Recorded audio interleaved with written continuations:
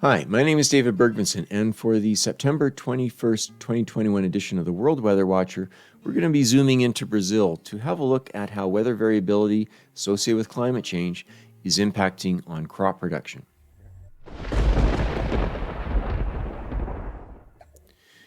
In the news the last couple of weeks, we've seen stories around Brazil's challenges with soybean and corn production, but also recently with coffee production that has been impacted by a dry season followed by a cold snap and frost, leading to significant losses of coffee that has resulted in global price increases for coffee. Now, this isn't unique to Brazil. When we look over to South Africa, we see in the news that a recent study based on analysis of historical weather from 25 weather stations, pointing to the elevated temperatures associated with climate change and how it's very difficult for people to adapt to these weather extremes. Now, in light of these events, the UN in the past day has been calling out for decisive action now to avoid climate catastrophe, given the IPCC's report on climate change and the impact of elevated carbon dioxide, methane, and nitrous oxide levels is having on our global climate and ultimately having an impact on human welfare, our ability to produce food, and ecosystem services that are damaged by extreme weather events. And so as we look to our analytics this week, I just want to give some perspective that some of these stories are based on very few ground stations, but what AWARE offers is literally an order or two magnitude higher level of weather stations available to do these analyses. And so in the case of Brazil, we have 102,000 weather stations that we can use to do deep analytics to understand how weather is changing and how we can respond to it. So in response to the UN's call for action, having analytical tools like this is really important for making data-driven decisions on how we adapt to climate change. And that study in South Africa was based on 25 weather stations, but we have 16,500 weather stations available at our disposal to do deep analytics around weather trend shifts and how we put in place the infrastructure, the appropriate cropping systems to adapt to these changes that farmers are facing around the world. So looking at the last 30 days for precipitation, not a lot of dramatic changes in rainfall compared to long-term normal. We see slightly wetter conditions through Mexico down to the northern part of South America. We see wetter than normal conditions across West Africa, and we've talked at some length about this. This has been very good news for farmers across West Africa, although there are some drier areas in Mali, for example. And then, although India has faced a lot of rainfall variability during this growing season, overall, the rainfall patterns have been suitable to support rain-fed agriculture. But again, a little bit drier than normal for many parts of India, and also drier than normal for the southeastern part of China and throughout most of Southeast Asia. Again, still significant rainfall to support agriculture, though. In the forecast, we see a little bit drier conditions for parts of South Africa, a little bit drier for Brazil, and a little bit drier for the southeast corner of China. So this is cause for concern, especially in the case of China, where this will impact on crop production as farmers enter into the harvest season for their crops. Looking at maximum temperature the last 30 days, again, no real shocks here. I mean, a little bit warmer than normal for the central part of the United States, and we've talked about this for the past 30 days. A little warmer than normal for the central part of South America as well. Parts of North and South Africa, a little bit warmer than normal. Warmer than normal through Middle East up into Kazakhstan and the central part of Russia, while cooler than normal for the Eastern European countries. Now, going over to the next 15 days for temperature, we see a little bit cooler than normal for the eastern part of the United States and Canada, a little warmer than normal for the western part of Canada, warmer than normal for much of Brazil and South Africa, a little bit cooler than normal for India. Now, going over to rainfall forecast for the next 15 days, we see rain in the forecast for the western part of the United States, which is welcome news for the forest firefighters who are continuing to battle wildfires that have raged throughout the summer. Good growing conditions for, as far as rainfall, for the central part of Latin America. Also across West Africa, good rainfall continues. Good rainfall for India and much of Southeast Asia. Looking at the ratio of precipitation over potential evapotranspiration, which is an index useful for rain-fed agriculture to know where crops are experiencing water stress. So areas in red would be experiencing water stress and therefore requiring irrigation, such as the western part of the United States. Good growing conditions, though, for the central part of Mexico all the way down through the northern part of South America. Good growing conditions across West Africa and the Democratic Republic of Congo now. Much of India also experienced good growing conditions the last 30 days. A little bit drier, though, as we've been pointing out for the southern part of India, though.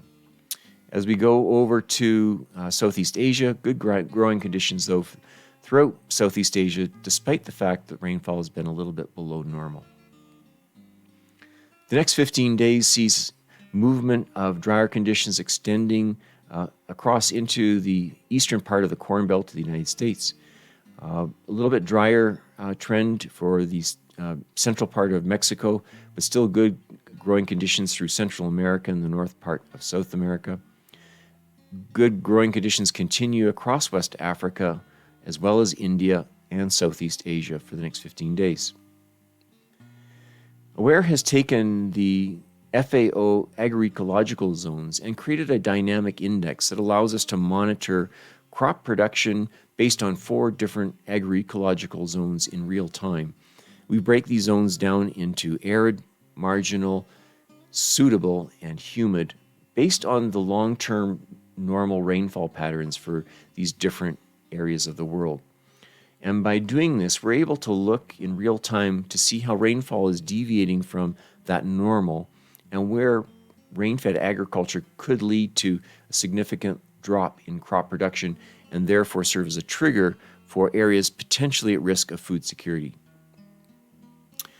So when we look at the last 30 days, we can see that these areas in blue around the equator, these are humid production zones that normally have good rainfall and therefore good rain-fed agriculture.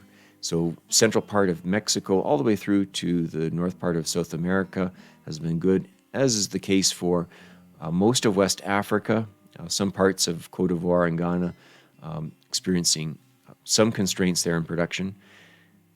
Good growing conditions across India, with the exception of the southern tip of India, and also good growing conditions through most of Southeast Asia the last 30 days. Looking to the forecast, we see drier conditions penetrating into parts of the Corn Belt. We see good growing conditions, though, continuing for Central America and the north part of South America, and also good conditions across West Africa. Little drier than required to support agriculture in the northern part of Ghana, for example, so something to watch out there. And also good growing conditions next 15 days for India, a little better than we have been seeing for the southern part of India the next 15 days, so that's good news. And a little bit of a warning here for the southeast corner of China, where the next 15 days will be dry and therefore likely to impact yield slightly as crops enter into harvest. I do want to zoom into this part of Brazil, though, where it's a little bit drier than what's normally expected in this very humid and productive zone of Brazil, and where a lot of these impacts of yield reduction have been realized the last 2 years. So zooming into Brazil, we see the last 30 days have been suitable for the start of the rainy season. This first major growing season normally begins in October, but it does start in September for the southern part of Brazil, so that's starting now. However, when we look to the forecast the next 15 days, that red area that I just showed in the previous map, this is a cause for concern because the planting season is starting and yet the next 15 days, this area is going to be dry. Now, what this means is farmers could be planting in these areas right now, and that early seedling drought can actually dramatically impact crop stand and therefore the yield of those farms. So this is a concern for farmers and an alert to, if they have access to relief irrigation, to be prepared to use it to save their early plantings. Now, when we look to the soybean area of Brazil in particular, the area highlighted in gold here, we see that for the north, that the last couple of months, from August 1st through to September 21st, the rains have been a little bit above normal as we enter into the start of the planting season. The forecast, though, shows it's going to be a little bit below normal. And so that is that concern I just mentioned, where farmers might go in, plant, but then might experience drought in that early stage of crop development. In the central part of Brazil, for the soybean area, we see a similar trend where growing into the rainy season of October, it's going to be a little bit below normal. So just a word of caution there. And yet in the south, we see that the rainfall has been above normal. And as they head into the planting season, it's significantly above normal, which is good for crop establishment. And so you can see this movement of rainfall from the southern part of Brazil and then slowly moving northward as the growing season sets in for Brazil in October. Now, looking at the actual rainfall for the soybean area of Brazil, we see this map on the left here where the south receives about 250 millimeters of rainfall during the month of October. And then further up north, it receives approximately 80 millimeters of rainfall during the same period. And a lot of variability here in the central part of Brazil for soybean production. But what we noticed for the long-term normal for the ratio of precipitation over potential evapotranspiration is in the south, this is a very reliable area for soybean production based on strong and predictable rains. In the center part of Brazil, though, a lot of variability, suitable for soybean, but it can swing significantly. And then in the north, sort of on the dry edge of soybean production, where that ratio of P over PT can be around 0.8, which is sort of a threshold for a lot of the row crops like soybean and corn. Now, what happened last year on the right, we see this ratio for 2020, in which even the southern part of Brazil experienced extreme dry conditions, and this led to a reduction in soybean and corn production, which then triggered price increases for those commodities. We also saw dry conditions, as was expected, for the northern part of Brazil, and then pockets of suitable production in the central part of Brazil, which helped to increase the production overall, but still significant losses last year due to the lower than normal rainfall patterns. Now, when we look to the soybean production in more detail for the month of October, the line graphs on the left are for the 1st of October through to the 21st of October, and then the graphs on the right are from the 22nd of October to the middle of November. And this is the critical time for the establishment of row crops in Brazil. And what we noticed in the north is that there is a trend towards drying conditions. And this has been especially true for the last 2 years. So for both the first part of October and also for the middle part of November, that trend is going downward. But it was particularly noticed in the last 2 years for the central part of Brazil, where that value of P over PT was around 0.4, 0.3. In the south, though, where this trend has been increasing over the last decade, the last year was extremely dry. That ratio of P over PT was 0.3, both for October as well as for the middle of November, which really set back crop production in this critical high production zone of soybean cultivation in southern Brazil. Now, if analytics like this are of interest to you to understand how our world of weather is impacting food security, crop production, and even human health, I invite you to go to our adapter platform at apps.aware.com, where you can start your weather analytics journey for free. Until next week, take care.